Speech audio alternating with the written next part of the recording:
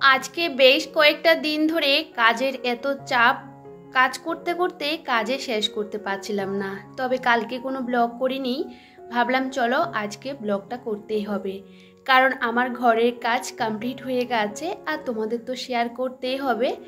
আসলে কি বলতো, এই কাজটা করতে দুদিন সময় লেগেছে। তো আজকে সকালবেলা ভাবলাম চলো জল দিয়ে দিই, একটু বেশি বেশি করে জলটা খাওয়ানো হচ্ছে। যতবারই কালকে রাতে জল দিয়েছি সবটাই টেনে নিয়েছে। যাই হোক, হ্যালো এভরিওয়ান, গুড মর্নিং।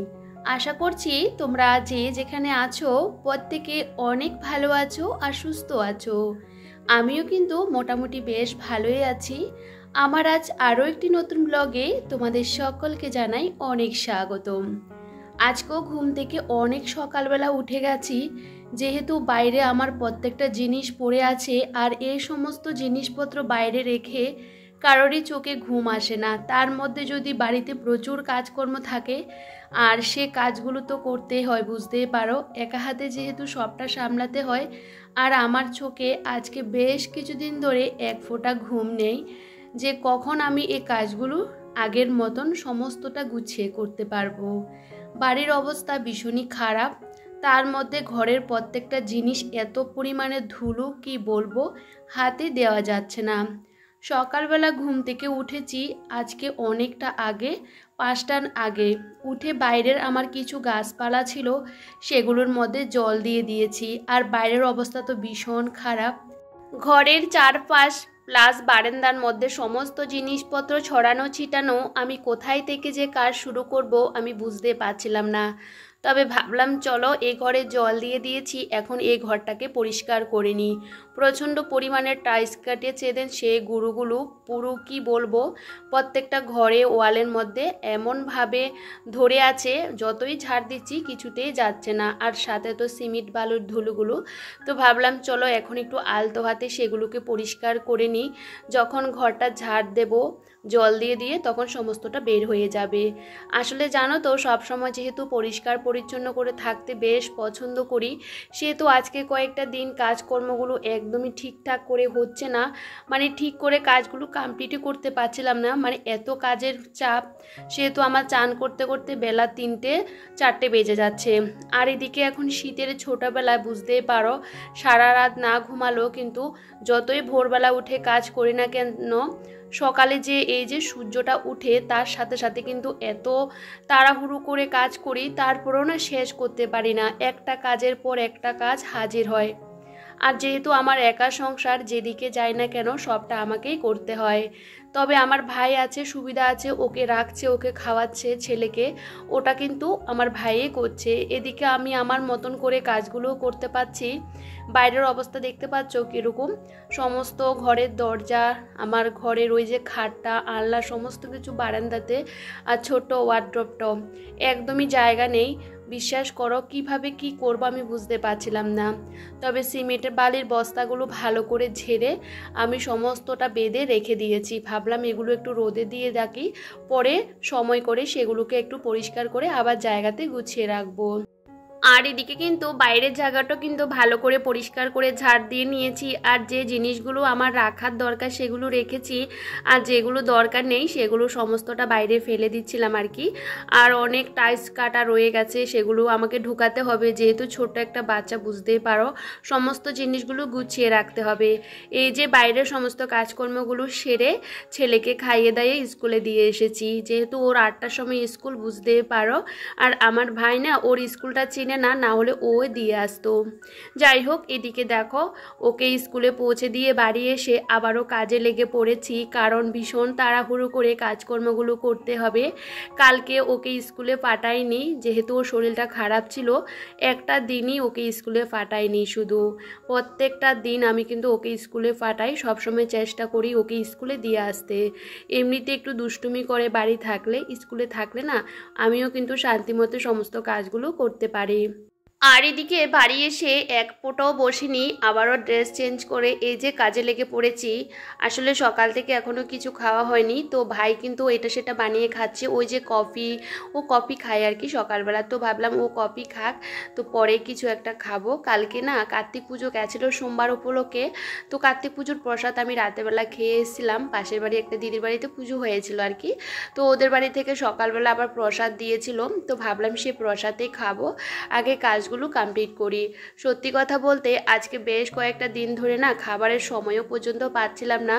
তবে কালকে হঠাৎ করে আমার শাশুড়ি মা ফোন করে বলছে, কি গো ফোন টোন দেখি করছো না। আসলে কি বলো তো, আমার বরের সাথেও আমার কিন্তু আজকে কয়েকটা দিন ঠিকঠাক করে কথা হচ্ছিল না, যেহেতু বাড়িতে প্রচুর কাজকর্ম, আর তার মধ্যে সমস্ত কিছু ছড়ানো ছিটানো, কারোর সাথে কথা বলতেও আমার একদমই সময় হচ্ছিল না। ওই যে কখন কাজগুলো শেষ করব, আর কি বলো তো আরও তো টুকিটাকি সংসারে প্রচুর কাজ থাকে, রান্না বান্না, বাচ্চাকে সামলানো, খাওয়ানো, অনেক কাজ থাকে বুঝতেই পারো। তবে সবাই মনে করে আমি বাড়িতে বসে কি করি। আসলে কি বলো তো, একটা সংসারে প্রচুর কাজ থাকে, সেগুলো কিন্তু নিজেকে করতে হয়। আমার বর তো বাড়িতে নেই, ও তো জানে না বাড়ির অবস্থা কীরকম, আর আমার উপর দিয়ে কি যাচ্ছে শুধু আমিই জানি। কারণ কিছুদিন আগে ছেলের শরীরটা বেশ কয়েকটা দিন খারাপ ছিল, তারপরে আবার বাড়িতে কাজ করাচ্ছি, বুঝতে পারো আমার শরীরটাও শরীর, আমিও নিজেকে সময় দেওয়ার মতন এক ফোঁটা সময় পাচ্ছি না। তার মধ্যে আমি কারো খোঁজ কি করে নেব বলো তো। তো আমার শাশুড়ি মা মনে করে যে আমি যেহেতু একা থাকি, আমার কোনো কাজকর্ম থাকে না, তারা কি জানে যে আমাদের সংসারেও প্রচুর কাজ থাকে। যাই হোক, আর একটাই কথা সবসময় বলে যে তোমার সংসারের কাজগুলো তো তোমাকেই করতে হবে। তো যাই হোক বন্ধুরা, ওই সব কথা আমি আর বলতে চাই না। তবে শ্বশুরবাড়িতে তোমরা সারাদিন যতই কাজ করো না কেন, দিনের শেষে একটা কথাই শুনতে হয় যে বাড়ির বউরা ওই যে কি এমন কাজ করে। তবে একটা দিন না থাকলে আর দেখবে এই কাজগুলো যদি আমরা না করি, কে করবে বলো তো, নিজেকেই করতে হবে। আর যেহেতু এটা আমার একান্তই নিজের সংসার, সে কাজগুলো তো আমাকেই করতে হবে। আর শ্বশুর শাশুড়ি থাকলে সাথে, সেহেতু ওরাও একটু সাহায্য করতো, যেহেতু নেই তো ওরা তো আর দেখতে পাচ্ছে না যে আমি বাড়িতে থেকে কী বা করি।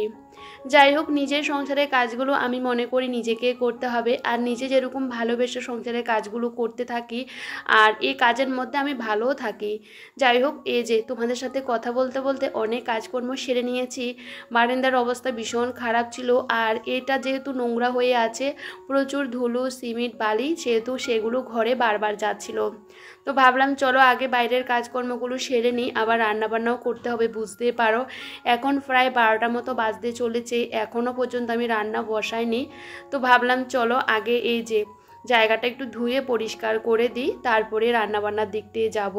কারণ জানো তো, ছোট্ট একটা বাচ্চা থাকলেও সমস্ত কাজের সাথে রান্নাটাও কিন্তু করতে হয়। তো কিছু করার নেই, এই কয়েকদিন কিন্তু আমাদের টাইমলি খাওয়াও হচ্ছে না। তো ভাবলাম চলো আগে বারান্দাটা ধুয়ে একটু পরিষ্কার করে দিই, নাহলে এই ধুলো বালুগুলো কিন্তু সমস্তটা ঘরের ভিতরে ঢুকে যাচ্ছে। আর এখন এই যে এখানে ওয়ার্ড্রপটা রাখা হয়েছে, সেহেতু ওইটা জল দিতে পারছিলাম না, হাত দিয়ে একটা কাপড় ভিজিয়ে ভিজিয়ে মুছে নিচ্ছিলাম। তবে যাই হোক, এই কয়েকদিন আমার কাজ শেষ হবে না, যতদিন কাজগুলো ঠিকঠাক করে গোছাতে পারবো না, ততদিন কিন্তু কাজগুলো টাইমলিও শেষ করতে পারবো না।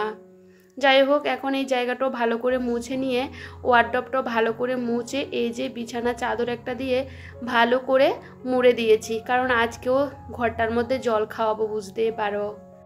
আর বেশিরভাগ কাজ আমি কিন্তু কমপ্লিট করেছি, তবে ঘরের ভিতরের কাজগুলো এখনও বাকি রয়েছে। তো সকাল থেকে কিচ্ছু খাওয়া হয়নি, তো কালকে তো কার্তিক পুজো গেছিলো, তো রাতেরবেলা আমি ওখানেই খাওয়া দাওয়া করেছিলাম।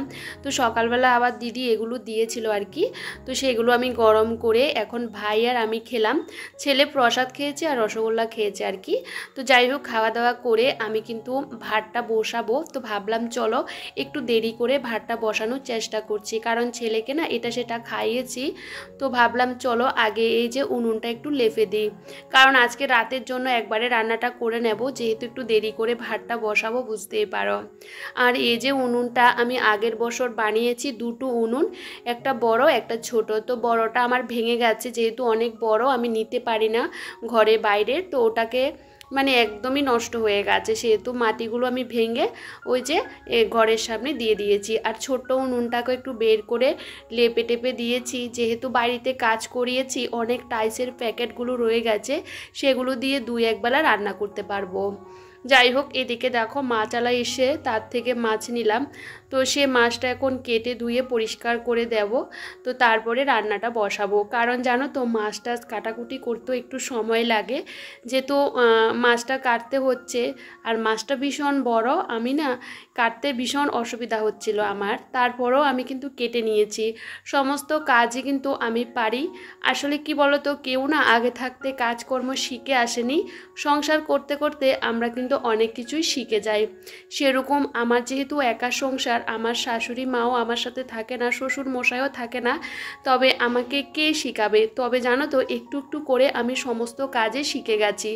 এখন কিন্তু আমি সমস্ত দিকগুলো ব্যালেন্স করে সমস্ত কাজগুলো ঠিকঠাক করে করতে পারি।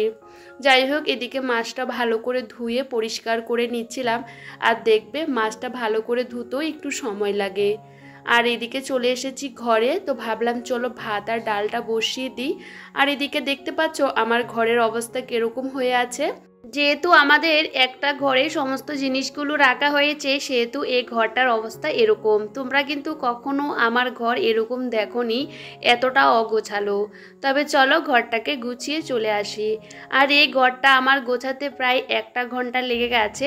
প্রায় 12:30টার সময় গোছানো শুরু করেছি, আর এখন দেখো 1:10-15 মতো বেজে গেছে। এদিকে কিন্তু ভাই আজকে রান্না করছে, ওকে বলেছি আমি সমস্ত কিছু রেডি করে দিয়েছি, তুই রান্নাটা করে নিই।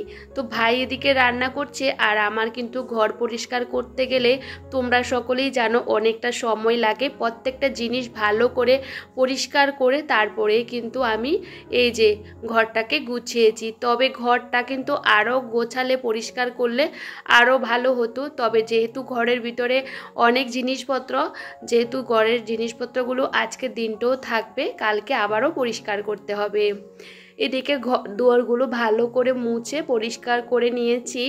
আর আজকে যে সকালবেলা সমস্ত এই যে টাইচের প্যাকেটগুলো রোদ্দুরে দিয়েছিলাম, সেই রোদ্দুরটা তো চলে গেছে। তো ভাবলাম সেগুলো বস্তার মধ্যে ঢুকিয়ে রাখি, কারণ এগুলো দিয়ে যদি রান্নাবান্না করতে পারি, সেহেতু সেগুলো আবার গুছিয়ে একটা বাইরে জায়গাতেই রেখে দেবো। আর আমার ছেলেও কিন্তু এখনও চান করেনি, বুঝতে পারো 1টা থেকে 1:30টা বেজে যাচ্ছে। তো আমার ভাইকে বলেছি তুই ওকে একটু চান করিয়ে খাইয়ে দে। তো ভাই গেছে ওকে চান করাতে। আর এদিকে ভাই রান্না করেছি সত্যি কথা, তবে রান্নাঘরের অবস্থা ভীষণ খারাপ। ছেলেরা তো আর গোছাতে পারে না, সমস্ত তরকারিগুলো কড়াইয়ের মধ্যে রেখে দিয়েছে। তো আমি সমস্ত বাটির মধ্যে ঢেলে রান্নাঘর পরিষ্কার পরিচ্ছন্ন করে গুছিয়ে নিয়েছি। তবে জানো তো, রান্নাটা ও করেছে, তাতেও আমার অনেকটা সুবিধা হয়েছে। যাই হোক, এদিকে সমস্ত কাজকর্মগুলো সেরে চলে এসেছি বাথরুমে, কারণ আমার বাথরুমও পরিষ্কার করতে হবে। ভীষণ পরিমাণে দেখতে পাচ্ছ পাপোশগুলোর থেকে ভীষণ নোংরা বেরোচ্ছে। আর যেহেতু বাড়িতে কাজ করানো হয়েছে, বাথরুম থেকে জল টল নিয়েছে, তো মিস্ত্রি দাদারা ভীষণ পায়ের ওই যে বালি সিমেন্ট সমস্ত কিছু পড়েছে। তো সে বাথরুম পরিষ্কার করতে করতে প্রায় আমার 1 ঘন্টা সময় লেগে গেছে। এখন বাজে প্রায় 4:20 মতন, আর আমি এসেছি চান করে এখন বেরিয়েছি। বেরিয়ে এসে দেখি বাইরের অবস্থা ভীষণ খারাপ। আমি এগুলো কি করে গোছাবো? তার মধ্যে আমাকে যেতে হবে বাজারে, বাজার করতে হবে, কারণ আমার ভাই 2 দিন পরেই চলে যাবে। আজকে আমাকে বেরোতেই হবে। তবে আমি বাজারে এসেছি যে দরকারগুলোর জন্য, সে দরকারগুলো মিটিয়ে আমি এখন বাড়ি চলে যাব। তার সাথে ভাবলাম একটু মেলাতে ঢুকি। আমাদের এখানে অনেক দিন আগে থেকে মেলা শুরু হয়েছে, তবে আসা হয়নি। তো এখানে এসেছি, 10টা মিনিটও আমি দাঁড়াইনি। আমার দরকারি জিনিসের জন্য এসেছিলাম, তবে সেটা আর পাইনি। তবে মেলাতে আসলে না আমার এই যে ফুলের দোকান, কাপ প্লেটের দোকানের প্রতি ভীষণ আকর্ষণ। বিশ্বাস করো আমার বেশ ভালো লাগে। তবে ওখান থেকে একটা ফুলদানি নিয়েছি, আর ফুলের একটা টব নিয়েছি। তো দেখো সবজি বাজার আর আমার প্রয়োজনীয় জিনিসপত্র সমস্ত কিছু নিয়ে চলে এসেছি। ছেলের জন্য কয়েক রকমের ওষুধপত্র নিয়ে এসেছিলাম, কারণ ভাই তো চলে যাবে 2 দিন পর। আর যেহেতু ঠান্ডার দিন শুরু হয়ে গেছে, আর ও ঠান্ডা হলে মানে ভীষণ অসুবিধা হয়, সেহেতু কিছু মেডিসিন ঘরে রাখার দরকার। ছেলের ফলমূল সমস্ত কিছু শেষ হয়ে গেছে, সমস্ত কিছু নিয়ে এসেছি। আর সাথে এই যে খেজুরের গুড় এনেছি, আর একটা ফাইমার এনেছি, ব্রাশ এনেছি, কারণ ওই ঘরটা ভালো করে ডলে ফাইমার করে নেব। আর আমি কিন্তু বাজারে গেলে একটা কাজের জন্য যাই না, হাজারটা কাজ থাকে, সেগুলো আমি সামলে তারপরে বাড়ি আসি। আমি আজকে বাজারে যেতে যেতে বাড়ি থেকে বেরোতে বেরোতে 6:30টার উপরে বেজে গেছে, আর বাজার থেকে আস্তে আস্তে 9টা মতো বেজে গেছে। বর ফোন করে বলছে এত রাতে কেন যাচ্ছ? আসলে যখন দরকারটা নিজেরই হয় তখন নিজেকেই যেতে হয়। তবে কিছু করার নেই, ভাই ছিল বলে ভাইয়ের কাছে ছেলেকে রেখে তারপরে গেছি। এই টেবিলটাও আমার দরকার ছিল, সেটাও নিয়ে এসেছিলাম। যেহেতু আমার মোটারের বক্সটা রাখার মতো জায়গা ছিল না, সেহেতু এই টেবিলটার মধ্যে ঢুকাবো। তো মেলাতে ঢুকেছিলাম, জিলাপি নিয়েছি, গরম গরম জিলাপি, বেশ খেতেও ভালো লাগে। তবে চলো, আজকে ব্লগটা তোমাদের কেমন লাগলো কমেন্ট করে জানাতে একদমই ভুলো না। সবাই ভীষণ ভালো থেকো, সুস্থ থেকো, সাবধানে থেকো। সবাইকে টাটা।